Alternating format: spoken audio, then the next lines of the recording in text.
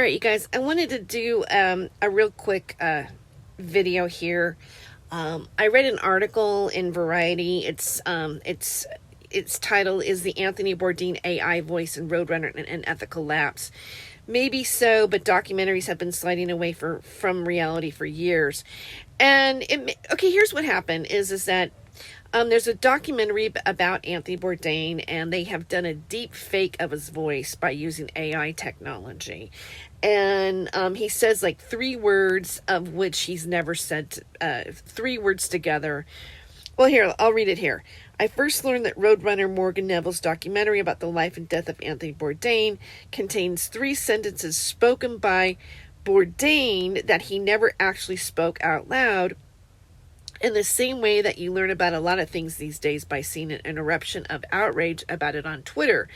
The eruption immediately sent me to the New Yorker article in which Neville, the award-winning director of You Won't Be My Neighbor and 20 Feet from Stardom, first explained how he used AI technology to feed 10 hours of Bourdain voice recordings into a computer, which then simulated Bourdain's reading of those sentences, every one of which he had in fact written.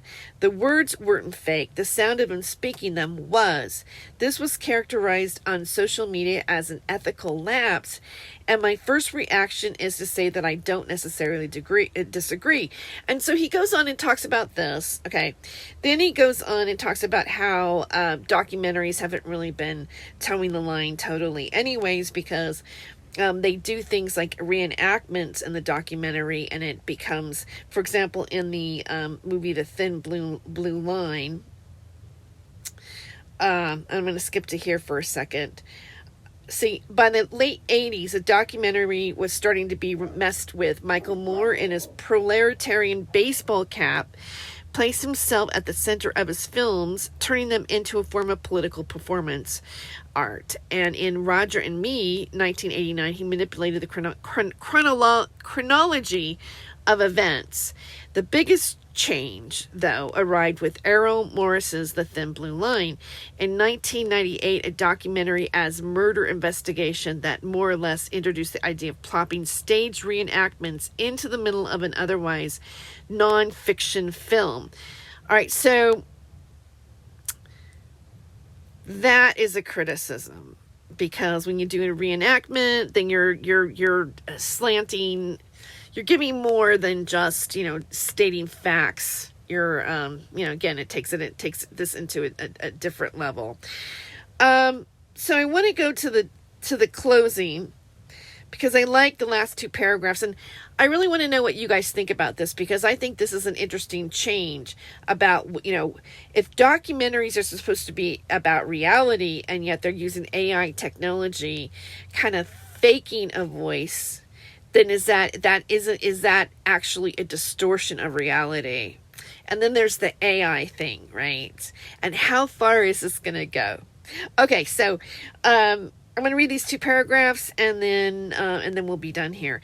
You might say that they're 2 separate things, and that reenactments don't pretend to be genuine, but I see it differently. A reenactment and a voice fake actually do different versions of the same thing.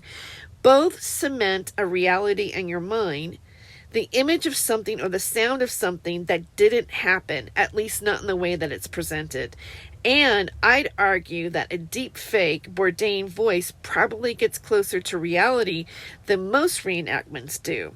Many of those who objected to what Morgan Neville did with Bourdain's voice argue that if the same technique had been labeled, it would have been okay. I tend to agree, but where should the labeling happen? During the movie or during the closing credits? I've seen good documentaries in which an actor will read a subject's words, sometimes simulating their tone of voice, such as in the superb 2006 Jack Smith and the Destruction of Atlantis. It's not much of a leap from that to what Roadrunner does. I think what bothers people justifiably about the Bourdain film isn't as much the ethical lapse as the sudden dramatic implication of how scarily reality can be manipulated. We're only at the dawn of the age of the deep fake. People can now be made to look like they're doing things or saying things, but they never did or said.